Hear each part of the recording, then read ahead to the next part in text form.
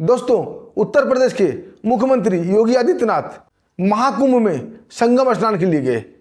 उनके साथ साथ उनकी पूरी प्रोटेक्शन भी थी और साथ साथ वहां के डीएम, एसपी और पुलिस प्रशासन सब थी। आगे आगे सीएम योगी आदित्यनाथ, उनके पीछे पीछे पूरा काफिला, पूरा महकमा और उनका सुरक्षा दस्ता उनके आगे पीछे दाएं बाएं चारों तरफ फैले हुए थे। योगी जी कुंभ पर नजर डालते हुए वहां की सुरक्षा व्यवस्था और वहां का जो भी व्यवस्था था उसका मुआयना करते हुए संगम स्नान करने गए। संगम में डुबकी लगाने के बाद आते वक्त उन्होंने अपने कैबिनेट के मंत्री से कहा, यहाँ की व्यवस्था सब ठीक है ना? जो भी हमारे श्रद्धालु आए हैं या साधु संत आए हैं या और भी भक्तजन आए हैं, कुछ लोग बिजनेस पर्पज से भी आए हैं, सबकी सुरक्षा व्यवस्था सही है ना? किसी को कोई तंग तो नहीं कर रहा है? वो कैबिनेट मंत्री साहब डीएम साहब की तरफ देखते हैं जो कि उनके बगल में ही खड़े थे। डीएम साहब बिना कुछ कहे वहां से निकल जाते हैं और इशारे से अपने एक मातहत को अपने पीछे पीछे आने को बोलते हैं। उनके कान में कुछ बोलते हैं, उनका मातहत सिर हिलाता है और वहां चला जाता है। डीएम साहब भी एक टेंट में जाकर प्रवेश कर जाते हैं। दोस्तों, 1 घंटा गुजर जाता है। 1 घंटे के बाद उनका मातहत आता है और उन्हें एक छोटा सा बैग देता है। अब बोलता है, साहब सब व्यवस्था डन हो गई। अब डीएम साहब निकलते हैं, लेकिन अब वो डीएम के भेष में नहीं थे। साधारण सा कुर्ता पैजामा, चप्पल, गले में गमछा और ललाट पर त्रिपुंड का टीका लगा हुआ था और चुपचाप अपने मातहत के पीछे पीछे आते हैं और एक फूलों की दुकान में जाके खड़े हो जाते हैं। अब उनका मातहत वहां से कुछ दूरी पर जाके बैठ जाता है और डीएम साहब अब फूल बेचने लगते हैं। उनके दुकान में तरह तरह के फूल की मालाएं थी, तरह तरह के खुशबूदार फूल थे जो कि पूजा के काम आते थे। थोड़ी देर बाद वहां भीड़ भी आना शुरू हो गया जो उनसे फूल खरीदने लगा। दोस्तों, करीब करीब आधा घंटा डीएम साहब खड़े खड़े फूल माला और फूल बेच लिए। दोस्तों, डीएम साहब को खड़ा रहने की आदत नहीं थी इतने धूप में। अब उन्हें कुछ थकान सा महसूस होने लगा था, उनके चेहरे पर थकान दिखने लगी थी। तभी दोस्तों एक दरोगा 2 पुलिस वाले के साथ वहां आता है और डीएम साहब को देखते ही चौंक जाता है। बोलता है, अरे तुम कहाँ से दुकान लगा लिए? कल तक तो ये दुकान नहीं था यहाँ पे। डीएम साहब बड़ा ही विनम्रता से बोलते हैं, हजूर मैं आज ही आया हूँ। अब वो दरोगा ललचाई नज़र से अकड़ते हुए बोलता है, ठीक है आज ही आया हो ना, लेकिन तुमने कोई टैक्स तो दिया नहीं, दुकान कैसे लगा लिया? फटाफट यहाँ के टैक्स दो, नहीं तो दुकान हटाओ। डीएम साहब हाथ जोड़ देते हैं और बड़ा ही विनम्र लहजे में बोलते हैं, दरोगा साहब बुजुर्ग आदमी हूँ, गरीब आदमी हूँ, थोड़ा हमें भी कमा लेने दो, जो कुछ संभव होगा मैं आपको दे दूंगा। लेकिन दरोगा की लालच समाप्त नहीं हो रही थी। वो बोला, जो कुछ से काम नहीं चलेगा, तुम्हें अगर यहाँ दुकान करना है अभी कभी तुम्हें 5,000 रुपया देना पड़ेगा। डीएम साहब 5,000 सुनते ही सर पकड़ लेते हैं। बोलते हैं, दरोगा साहब इतना पैसा कहाँ से आएगा? मैं तो सिर्फ फूल की मालाएं बेचता हूँ, वो भी 20 रुपया एक माले का। अगर मैं 2,000 2,500 माला बेचूंगा तब मुझे 5,000 रुपये मिलेंगे, उसमें प्रॉफिट तो मुझे 200 या 300 रुपया ही होगा। इतने पैसे मैं कहाँ से दे पाऊंगा? कुछ कम करो। लेकिन दरोगा नहीं मानता है। बोलता, ठीक है तुम बूढ़े हो, तुम्हारे ऊपर राम खा के मैं बोलता हूँ, 4,000 रुपये दे दो। अब डीएम साहब अपने पैकेट में हाथ डालते हैं और कुछ छुट्टे पैसे निकालते हैं जो कि 10-10, 20-20 के नोट थे। उसे जोड़ते हैं और दरोगा साहब की तरफ बढ़ा देते हैं। बोलते हैं, हजूर ये पैसा है जो हमारी बिक्री का है, इसे आप रख लो, फिर जो होगा मैं आपको दे दूंगा। दरोगा साहब की नज़र जैसे ही पैसे पड़ती है वो अपना आइडिया लगा लेता है कि ये 150 से 200 रुपया होगा। बड़ी ही हिकारत भरी दृष्टि से देखता है। बोलता, बुढ़े तुझे शर्म नहीं आ रही है? मैं तुझे क्या भिखारी लगता हूँ जो ये 200 रुपये मुझे दे रहे हो? 4,000 रुपये चाहिए, 4,000, नहीं तो ये दुकान उठा के मैं फेंक दूंगा। दोस्तों, बात बढ़ जाती है। अगल बगल के दुकानदार भी सहमे हुए से देखने लगते हैं, क्योंकि वो सब जानते थे दरोगा को कि बड़ा ही दुष्ट प्रवृत्ति का है, आज इस बुजुर्ग आदमी का दुकान जरूर ही फेंक देगा। वो अगल बगल के दुकानदार बड़े ही सहमे नजर से दोनों को देख रहे थे और डीएम साहब बड़े ही विनम्र लैंग्वेज में दरोगा साहब से बात कर रहे थे कि साहब हमारी मजबूरी को समझो, हम बड़ी दूर से आए हैं, जो कुछ पैसा था वो तो भाड़े में ही खर्च हो गया, बड़ा मुश्किल से थोड़ा सा फूल खरीदे हैं, हमें बेच लेने दो, हम आपको पैसा दे देंगे। लेकिन दरोगा नहीं मानता है और फूल माला तोड़ने लगता है।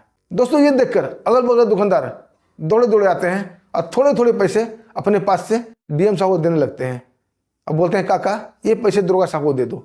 वो इसलिए ये कर रहे थे कि अगर झगड़ा बढ़ जाती, भीड़ बढ़ जाती वहाँ पे, तो ग्राहक का भी नुकसान होता, ग्राहक भी वहाँ चल जाते और खामखा इसका गुस्सा हमारे ऊपर भी उतार लेता दरोगा।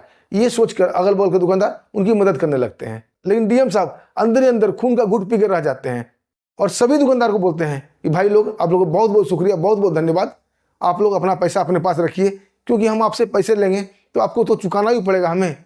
वो दुकानदार बड़े ही विनम्र लैंग्वेज में बोलते हैं कि नहीं काका, आप हमें मत चुकाना, लेकिन ये झगड़ा सलट लो। लेकिन डीएम साहब बोलते, नहीं, झगड़ा तो मैं अपने तरीके से सलटूंगा, आप लोग की बहुत धन्यवाद, आप लोग अपने अपनी दुकान पर जाइए। दोस्तों सभी दुकानदार अपने अपने दुकानदार में चल जाते हैं और बड़े ही सहमे नज़र से देखने लगते हैं कि आगे क्या होता है। तभी डीएम साहब बोलते हैं कि दरोगा साहब बात क्यों बढ़ा रहे हो, आप वर्दी वाले हो, आप कानून के रक्षक हो, आपका फर्ज है हमारी रक्षा करना। हम लोग तो बाहर से आए हुए हैं, यहाँ अतिथि हैं। सीएम साहब ने भी कहा है कि सबका ख्याल प्रशासन रखेगी, फिर आप हमारा ख्याल क्यों नहीं रख रहे हो? आप तो हमारे साथ दादागिरी कर रहे हो, आप तो हमसे हफ्ता वसूल रहे हो, रंगदारी कर रहे हो। दोस्तों ये ज्ञान भरी बातें सुनकर दरोगा काफ़ी गुस्सा हो जाता है और उस बुजुर्ग व्यक्ति पर जो कि डीएम साहब थे उस पर हाथ उठा देता है। अभी दोस्तों डीएम साहब का मातहत जो कि बहुत देर से ये सब देख रहा था, वो दरोगा साहब को हाथ पकड़ लेता है और बोलता है साहब आप क्या कर रहे हो? एक बुजुर्ग व्यक्ति पर ऐसा प्रहार आप कर रहे हो, आपको शर्म आनी चाहिए। तभी दरोगा बोलता तू कौन है बे? तू बड़ा इनका हिमायती बन रहा है, लगता है तुझे भी यहाँ से उठाकर थाने में डालना पड़ेगा। तभी डीएम साहब बोलते हैं साहब आप गुस्सा मत होइए, मैं पैसे का बंदोबस्त करता हूँ, बस आप 2 मिनट यहाँ रुको। यह कहकर वो फ़ोन निकालते हैं, एक नंबर डायल करते हैं। जैसे ही फ़ोन रिसीव होता है उसे बोलते हैं तुरंत मेरे भेजे हुए लोकेशन पे आ जाओ, और उसे अपना लोकेशन सेंड कर देते हैं। दरोगा साहब मन ही मन खुश होता है कि चलो कोई पैसा लेकर इनका आदमी आ रहा होगा।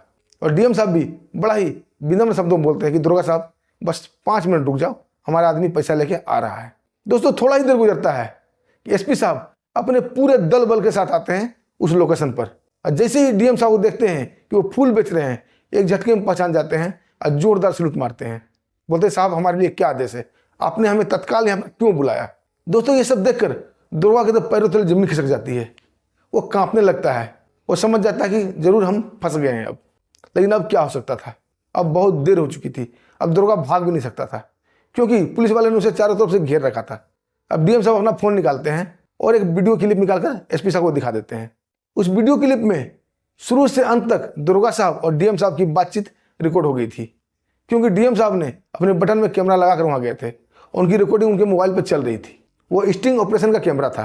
दोस्तों अब एसपी साहब को कहने सुनने कोई मतलब नहीं था, एसपी साहब सारा वाकया समझ जाते हैं और दरोगा के पास भी अब अपना सफाई देने का कोई भी बात नहीं रह गई थी।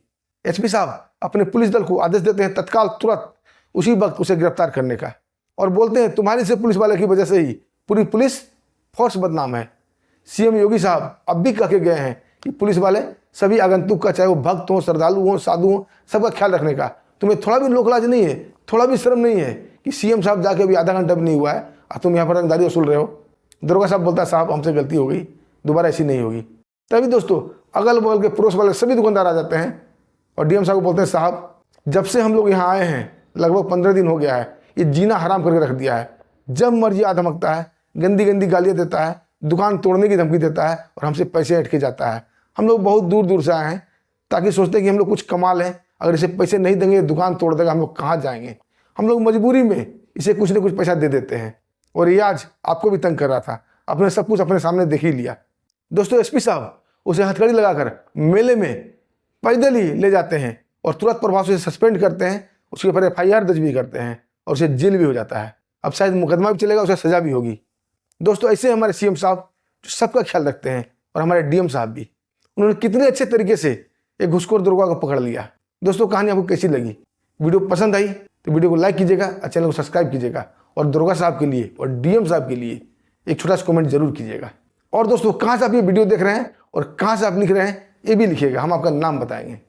दोस्तों बारी अब आती है उन प्यारे प्यारे दोस्तों का नाम बताने का जो हमें प्यार से कमेंट करते हैं। दोस्तों पहला कमेंट है जयप्रकाश सिंह का, उत्तर प्रदेश हमीरपुर से। ये लिखते हैं सर आपकी वीडियो बहुत अच्छी लगती है हमें। जयप्रकाश जी आपका बहुत बहुत धन्यवाद। दूसरा कमेंट है दोस्तों मनोज कुमार दास का, लिखते हैं बहुत अच्छी स्टोरी। मनोज जी आपके बहुत बहुत दिल से धन्यवाद। तीसरा कमेंट है दारा सिंह का।